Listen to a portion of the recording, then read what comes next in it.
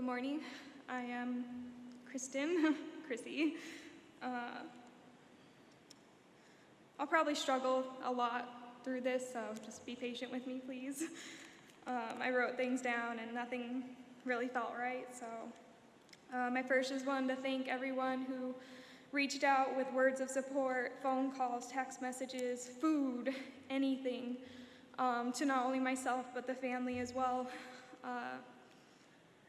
We see you, we hear you, we're thankful. We just don't have capacity to respond to everyone, but no, we are endlessly thankful for the support, and it doesn't just stop after today. Today is the easy part. The hardest part is living the rest of our lives with this loss.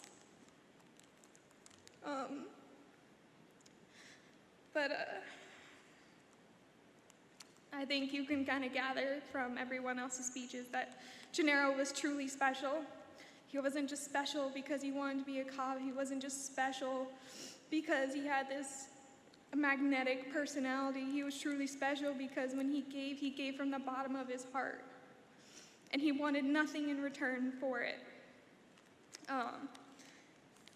Ginarro and I met when we were young, and I kind of always imagined the next time I walked down the aisle with my husband, it would be something more festive, like a 20th anniversary or something fun. And all the married couples, don't get mad at me when I say this, but marriage with Ginarro was easy. I know, young wedded bliss, I know. But it should be easy in some ways. It didn't mean that we didn't fight over stupid things. It didn't mean that we didn't have arguments that were petty and that we got over quickly. It just meant that I got to spend every single day with my best friend, and we got to make so many memories together and make so many plans for the future. That is the fun of being young, but young and married to your best friend. Anything was possible. And if you knew Ginarro, you knew how truly ambitious he was and is. Every month it seemed to change. It was when he got out of the academy, he had like a clear-cut plan of what he wanted to do with his career. And it changed. It changed often. Sometimes he would get to hang out with Fade, and he'd be like, babe, I gotta do Fade. And I'd say, okay. And then maybe he'd hang out with Net that day, and then he'd tell me, babe, I gotta join Net. I was like, okay. Or maybe one day he's like, I got to see the K9 unit. I gotta do K9. And I said, okay. There was never any limitations, and I knew all of it was possible. Every little bit of it was possible. He'd always tell me about the next training he wanted, the next, just everything. He was so hungry to improve and just so hungry to do his job, but do it well. As Officer McKee had said, like, he just had a true passion for what he did. And, you know, the becoming a police officer talk was a talk we had often in our young relationship because I knew the risks. I knew that they weren't always society's favorite people. And I knew what came along with that territory, including today. And when he, joined the Marine Corps and he joined the Army and he became an EMT and he just kept searching and finding that spot where he fit and where he belonged. And then none of them were just quite right. So we revisited becoming a police officer, and I told him, as long as you are happy, as long as you love what you do, I will go on any adventure with you. So we, went through the academy together, and he'd always come home and tell me how that day went. But I think my favorite memories of him, after he became a police officer, and our schedules were different, so he'd be getting off the night shift, and I'd be waiting for him to get home that morning on a day off, and I knew exactly what was going to happen.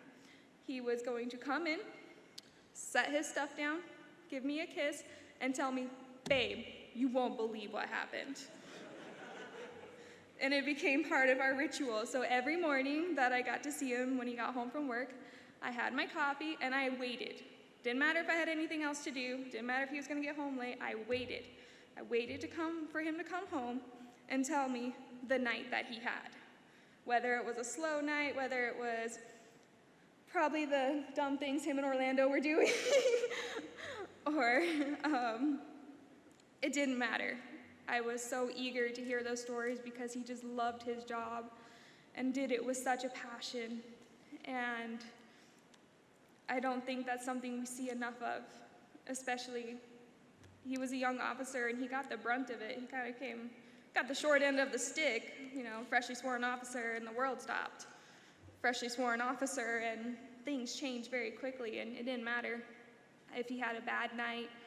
He still went to work the next day, excited, still on our whiteboard, the list of the next steps he needed to do to progress in his career, what certifications he needed. He had all the energy in the world to do what you all do, and there is no reason for this. Not everything happens for a reason, but I think there is a lesson, and I hope that this is the lesson that you all will take from this tragedy. It is that life is short. Yes, we know it, but do you feel it? Are there things you're putting off? Are there people you haven't told that you love? That was one of the great things of Ginarro, is he always told you how much he loved you. And if he didn't tell you, you knew it because of his kind heart. So let the lesson be that if you're waiting to do something, don't. If you're waiting to tell someone you love them, don't. If there's a petty argument you can't let go, let it go. It's not worth it.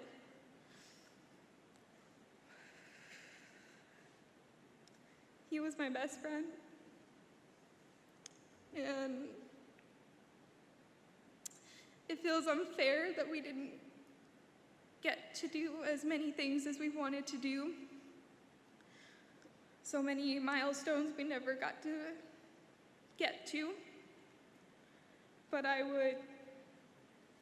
would relive the time I had with him 1,000 times over, because he was my soulmate.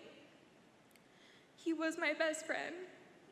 And everyone says how proud he was of me, but honestly, I was more proud of him because he pushed me to be better. He pushed me to be ambitious. And he was always so supportive of whatever it was I wanted to do. And we were ready for whatever adventure we were going to take each other on. So thank you all for being here today to support not only Ginarro, but the family, and just, I know the sacrifice you all make, and I know it more truly than I ever did before. And I'm very grateful for all of you. And I just hope that after today, you take a little piece of Ginarro and try to learn from him. Take his personality, take his humor, but also take his heart of gold and give of yourselves as he gave to us. Thank you.